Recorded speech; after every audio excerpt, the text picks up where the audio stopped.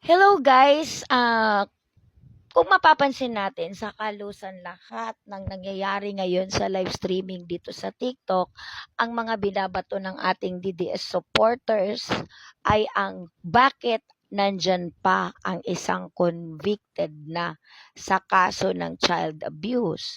Dahil ito ay ginamit rin ni VP Sara kahapon during the budget hearing sa Kamara, ginamit niya na bakit ang isang child abuse convicted ay nakaupo pa sa Kamara at tinatanong siya. So, nice nating bigyang linaw ng pansin na July 15, itong kasalukuyang taon, ang Tagum RTC found Castro, Ocampo and the other accused teachers guilty of violating Section 10, Paragraph A of Republic Act 7610 or the Child Protection of Children Against Abuse, Exploitation, and Discrimination Act for endangering minors during their solidarity mission way back in 2018. So ayun na nga, konbiktado sila but not in sa kasong kidnapping guys ha, dahil sa prosecutor's office pa lang dismiss na ang kasong kidnapping. Ang nag-push ay itong section 10 paragraph A ng RA 7610. And then they were sentenced to 4 to 6 years in jail at pinapagbayad sila ng civil indemnity na tag 10,000 plus moral damages tag 10,000 din doon sa 14 minors involved. And the amount will also accrue interest at a rate of 6% per annum until fully paid. So ayun na nga, but matatandaan natin na itong kaso nila dahil nasa RTC pa lamang ay maaaring iapila sa Court of Appeals. Dahil ang Tagum ay under sa Court of Appeals located in Cagayan de Oro. So eto na nga, nung July 22, 2024, ang mga kasamahan ni Franz Castro ay naghain na ng apila before the Court of Appeals at nagbigay na sila bago mangyari ang July 22, kailangan mo kasing mag-notice of appeal sa RTC kung saang branch naglabas ng desisyon para ang kanilang information ay ma-elevate na sa CA. Dahil hindi ka basta-basta didiretso sa CA mag-file ng apila kung ang lower court ay hindi pa naipasa ang iyong impormasyon. So maliwanag tayo guys sa nakaapila ang kaso ni Franz Castro. At maliban doon sa sinasabi nating parliamentary immunity, nililinaw din natin na sila po ay nakapag-file ng bail. After all of them were arrested noon, nakapag-file na sila ng bail 80,000 ang isa. At ang bail na yon ay hindi pa nakansila. So, ibig sabihin, it will push through until its finality hanggang makarating sa Supreme Court.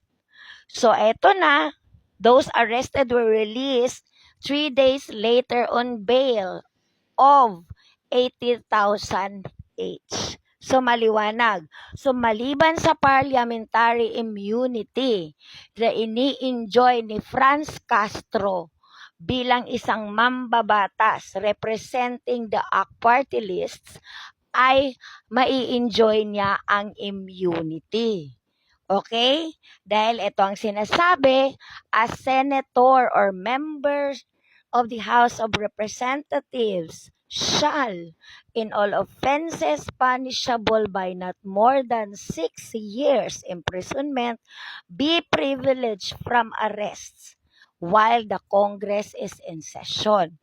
No member shall be questioned nor be held liable in any other place for any speech or debate in Congress or in any committee thereof. So, maliwanag po dito, nakasaad po na sila po ay immune during the session. And all the speeches and na masasabi nila, kung may mga pangyayari man na may nasabi sila, ay they are immune also while the plenary is in session. And this so with the Senate also, kung mapapansin natin, si Jinggoy Estrada ay convictado sa direct bribery. However, the case again is still on appeal and kaya nandyan pa siya sa Senado. Okay?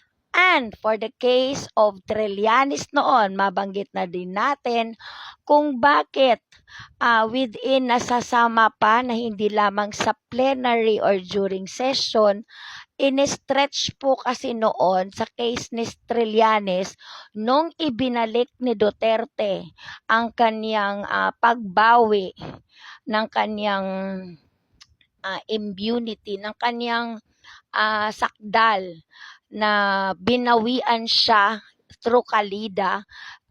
Kaya maalala nyo noon na si Trillanes ay hindi lumabas sa Senado hanggat hindi nag-final comment ang judge sa Makati.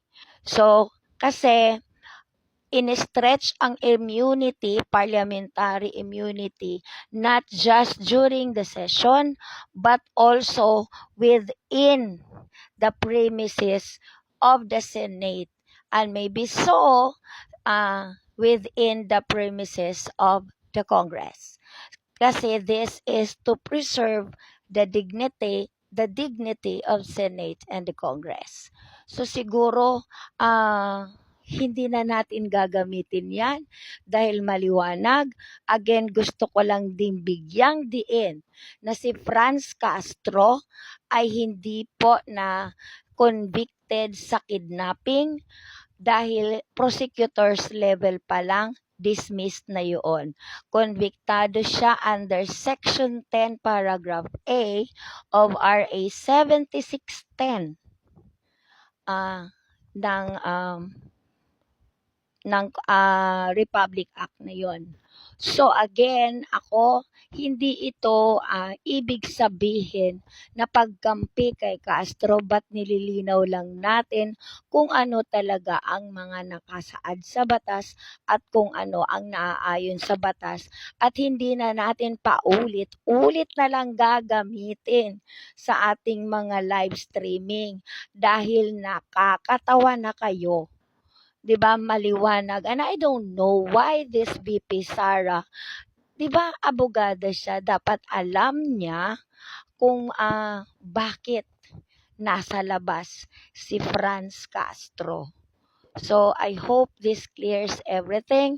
The cloud of confusion is clear na. And sana hindi nyo na paulit-ulit ito i-discuss sa live stream dahil sa totoo lang nakakaumay na. Thank you.